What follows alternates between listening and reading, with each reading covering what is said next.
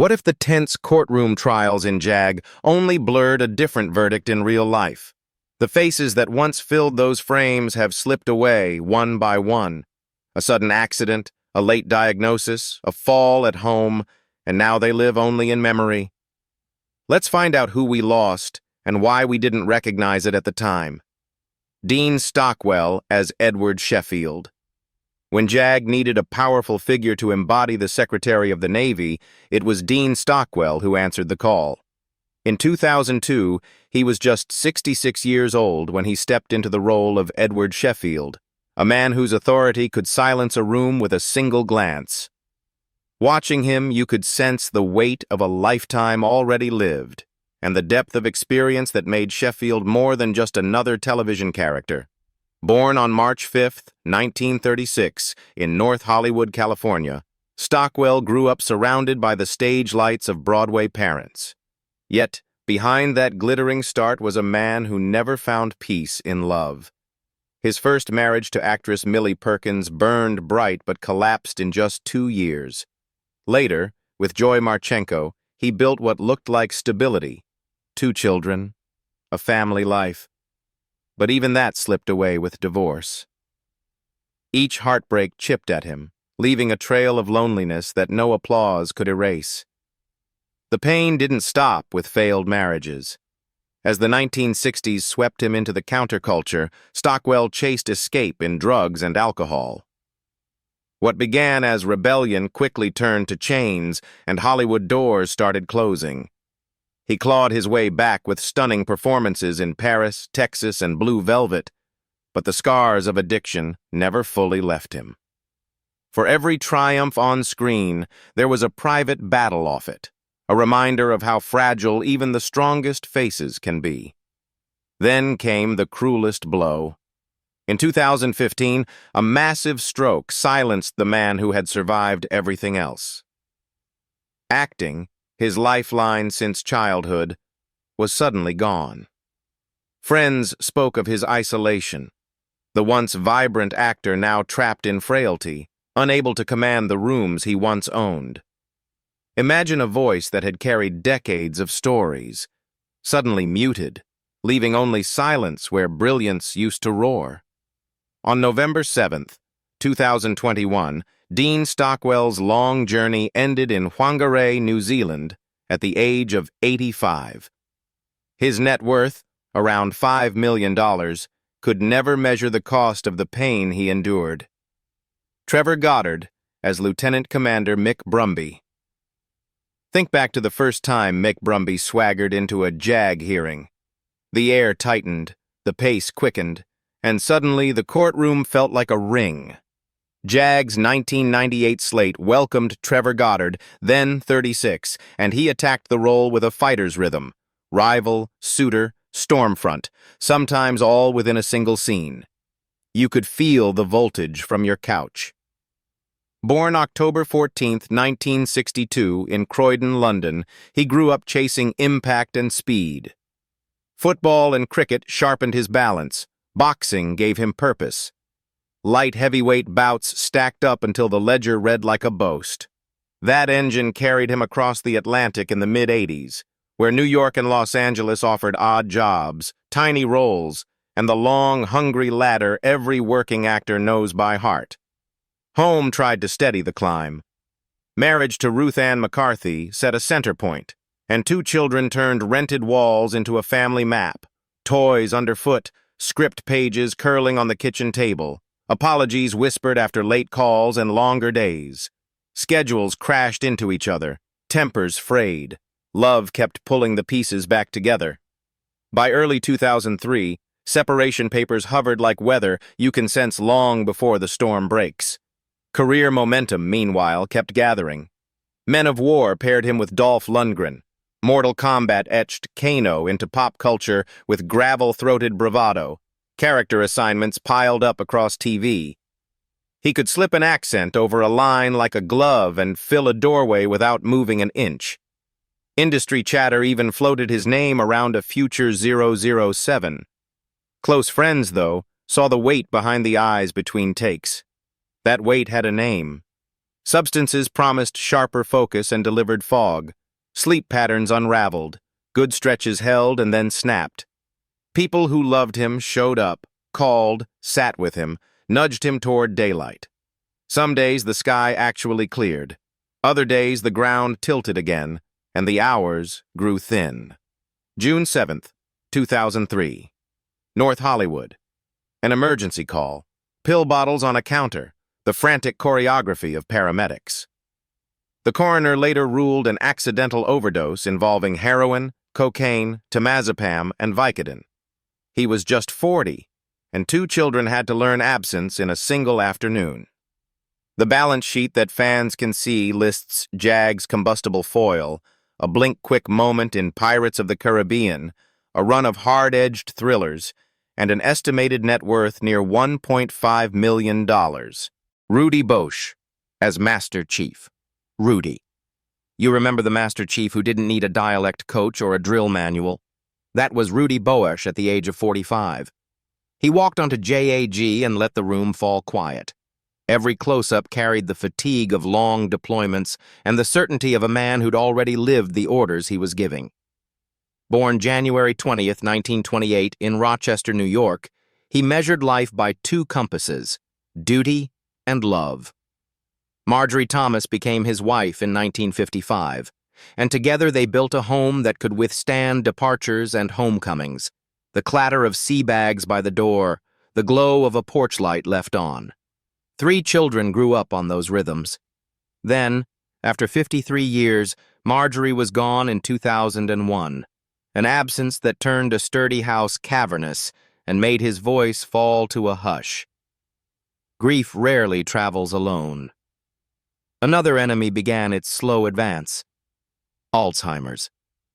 At first it looked like ordinary forgetfulness, a name that wouldn't surface, a story that stumbled.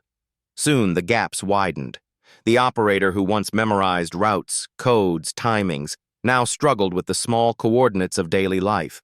Family watched a protector shrink, present in body, while pieces of him slipped away. Public memory held a different picture.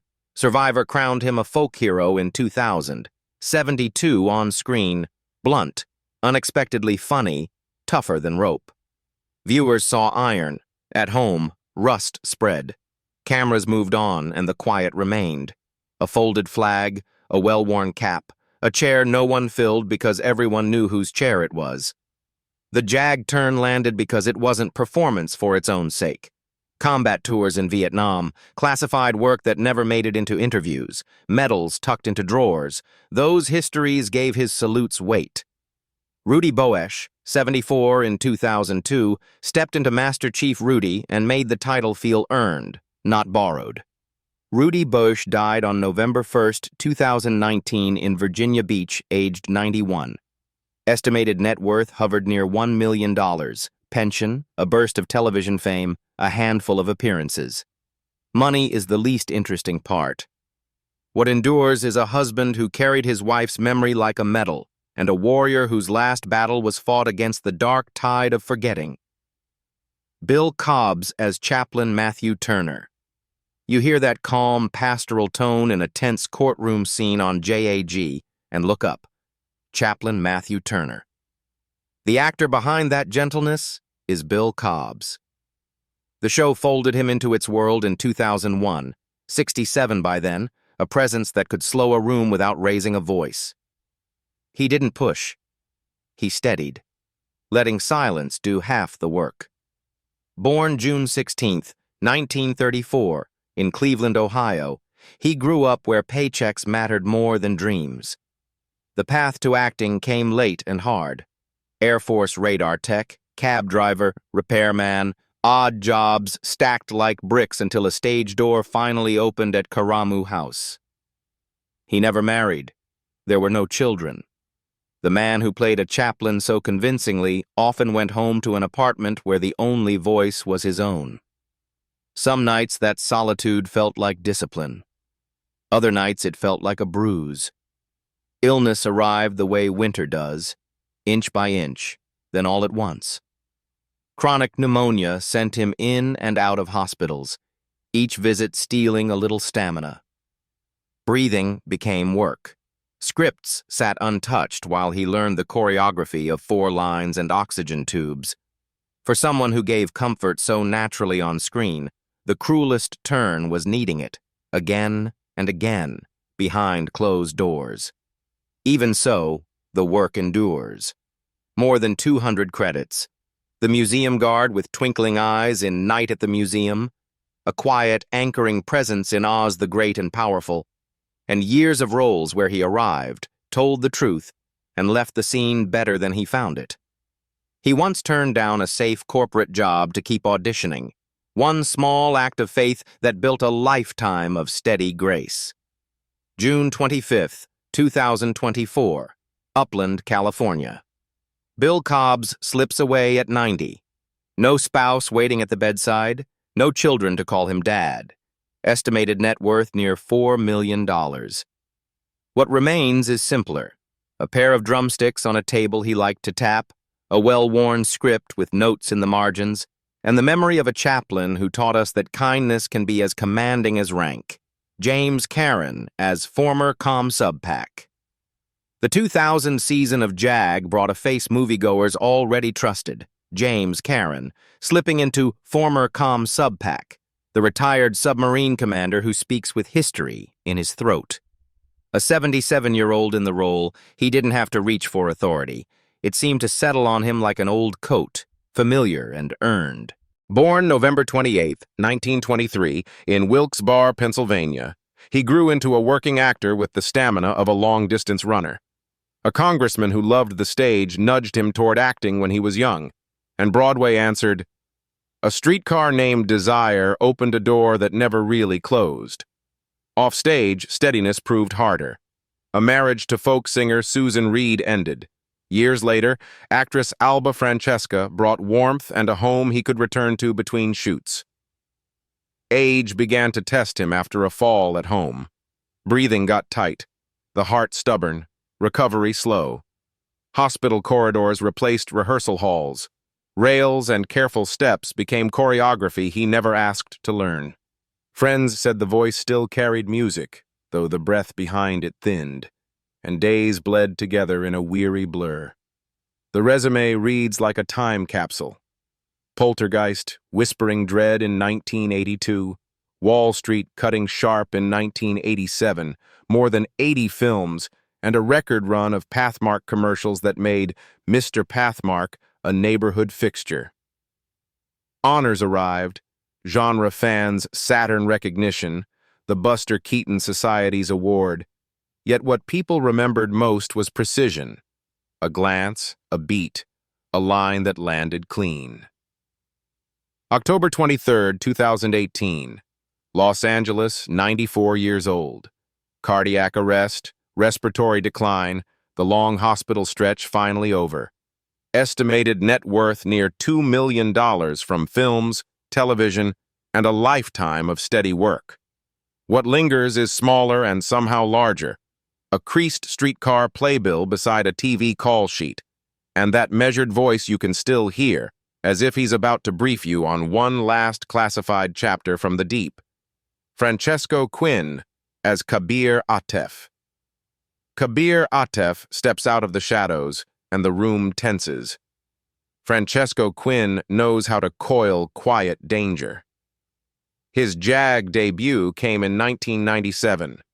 He was 34, and the fit was immediate, a morally knotted figure who speaks softly and makes everyone lean closer. The part didn't sprawl across the season. It arrived in precise strikes that left aftershocks. Born on March 22, 1963, in Rome, he arrived with art already in the family story, the son of Anthony Quinn. But he pushed to earn his own space. Italy first, then the long apprenticeship of sets and auditions in the States. A childhood spent around stages turned into an adulthood learning to stand alone. The family tree was sprawling, full siblings, half-siblings, stories at every holiday table. Yet he tried to carry the famous surname lightly, letting the work do the talking. Home life had its own wars. He married Julie McCann, and 2 children, Massimiliano and Michela, turned schedules into a daily negotiation. School runs before call times, late-night lines learned at the kitchen counter. Love was real, but pressure is loud. Missed dinners turned into arguments, then silences that lasted longer than they should. By 2008, the marriage ended, paperwork catching up with years of strain. Later, with Valentina Castellani, he found steadier days. Still, the co-parenting calendar and the tug of two households never stopped pulling at the seams. His story's deepest heartbreak arrived without warning.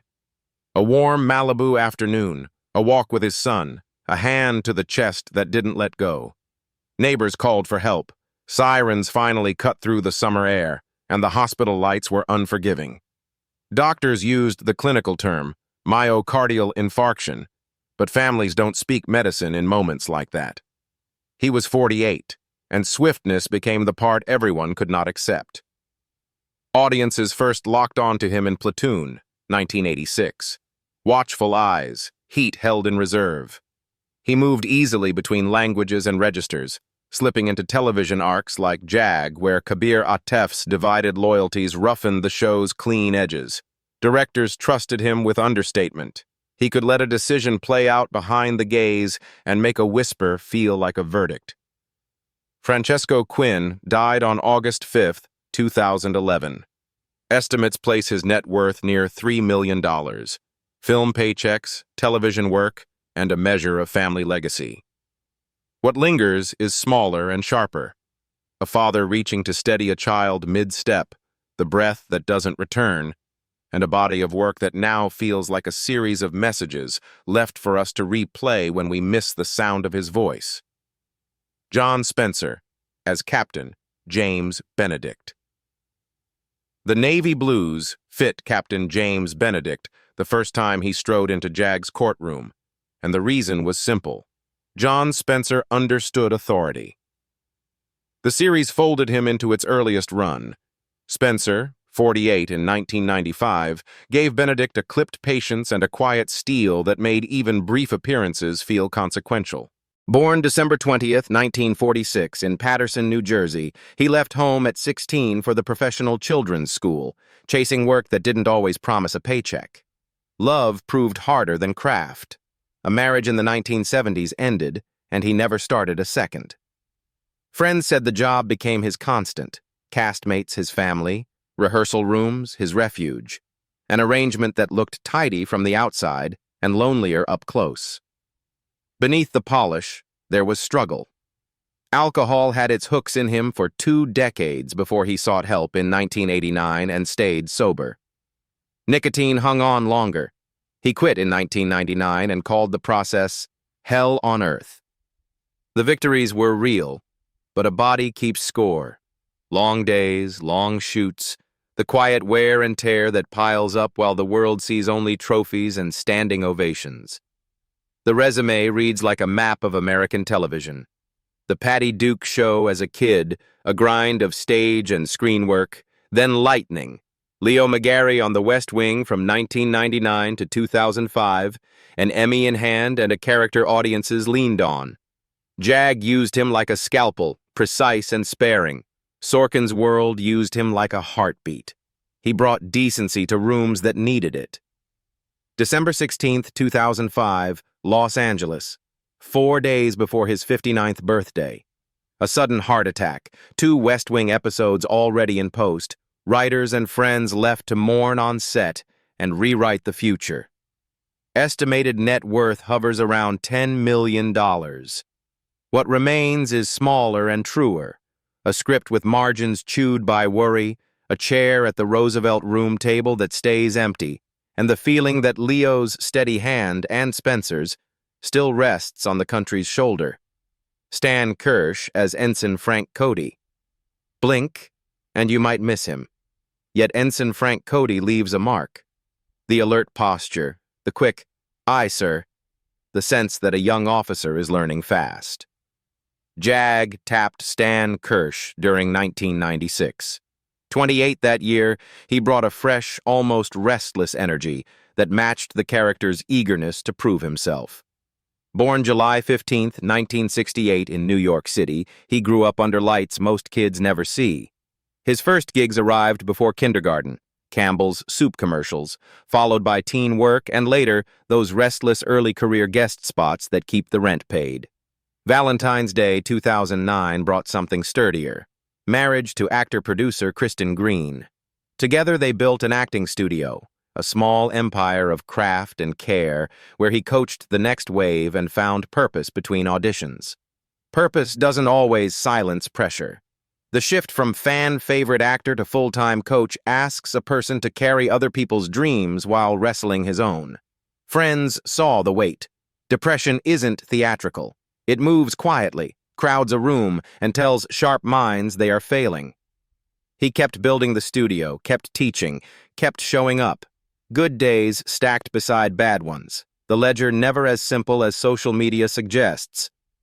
Audiences still know him best as Richie Ryan on Highlander, the series, the quick grin, the loyalty, the kid who grew up in the shadow of immortals.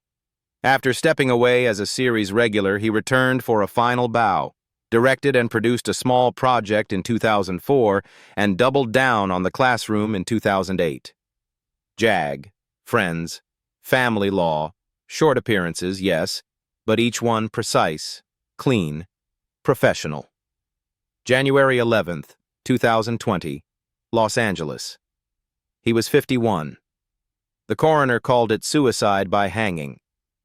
Tributes told the same story from different angles. Generosity in the coaching room, discipline on set, a kind of quiet bravery that isn't loud enough to save itself.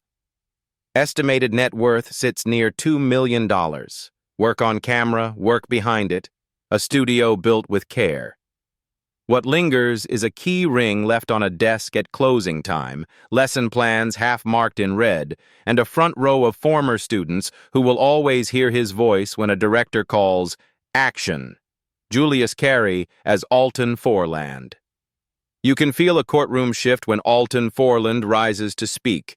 The air slows. A minister who could still a room with a hymn, and his brother, Ronald, formed the home he kept returning to in stories.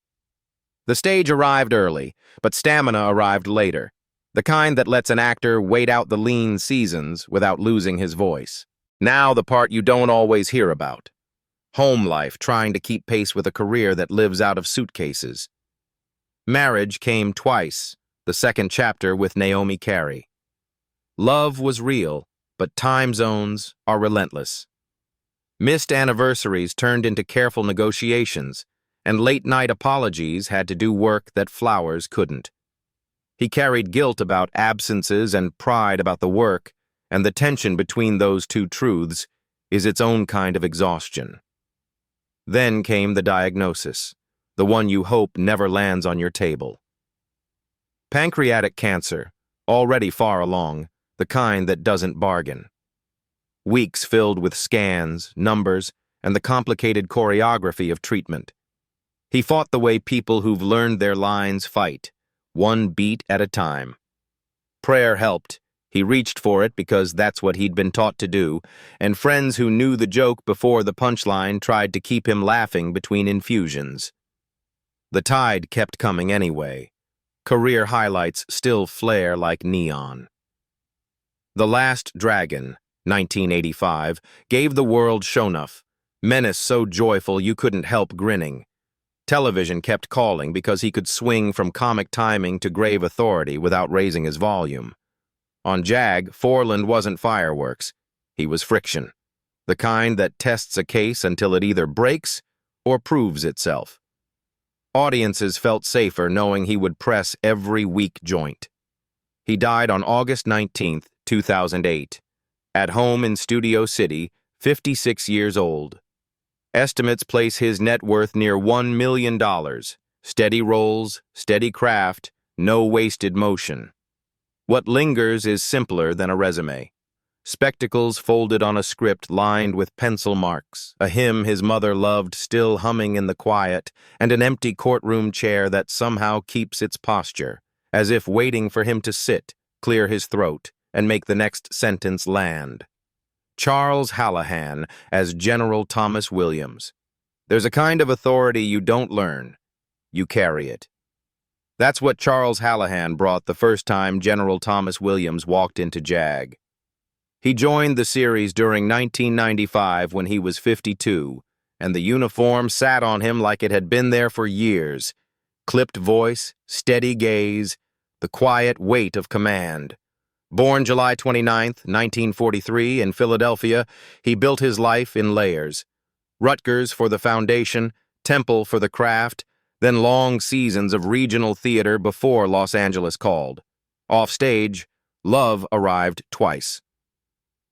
A brief first marriage to Frances Elizabeth Widman ended in the mid-70s. A second chapter with Barbara Jane Grabowski became home. 2 children turning schedules and call sheets into a family calendar. Friends remember a big laugh, soft with pride when he mentioned the kids. The body keeps its own ledger, though. A work day like any other. A car moving through Los Angeles. A tightening in the chest that refused to ease. The wheel. The shoulder of the road, the sudden hush that follows a heartbeat gone wrong. Paramedics came fast. Time moved faster. Doctors called it a heart attack. Swift, decisive, merciless. His career left a familiar trail across screens. The Thing, 1982, branded his face into genre history. Norris, the man whose chest-cracking scene still jolts new audiences. Television trusted him as Cops and Commanders, a regular turn on Hunter, a chilling arc on Hill Street Blues. The film list is a time capsule of sturdy character work: Silkwood, Kidco, Executive Decision, Dante's Peak. Performances that never grandstanded, yet always landed clean. November 25, 1997, Los Angeles. Charles Halahan was 54. Estimated net worth stood around $1.2 million, the arithmetic of steady rolls and decades of craft. What lingers isn't a number. It's a snapshot. General's stars waiting on a wardrobe hook, a script open on the passenger seat, a family photo tucked into the visor, a working actor on his way to the next scene, a husband and father on his way home. Some endings arrive quietly, but they change how every scene plays. Which actor's final chapter surprised you the most? Drop a comment with your thoughts, and if you want more respectful deep dives, subscribe, turn on notifications, and share this episode so these memories keep moving forward.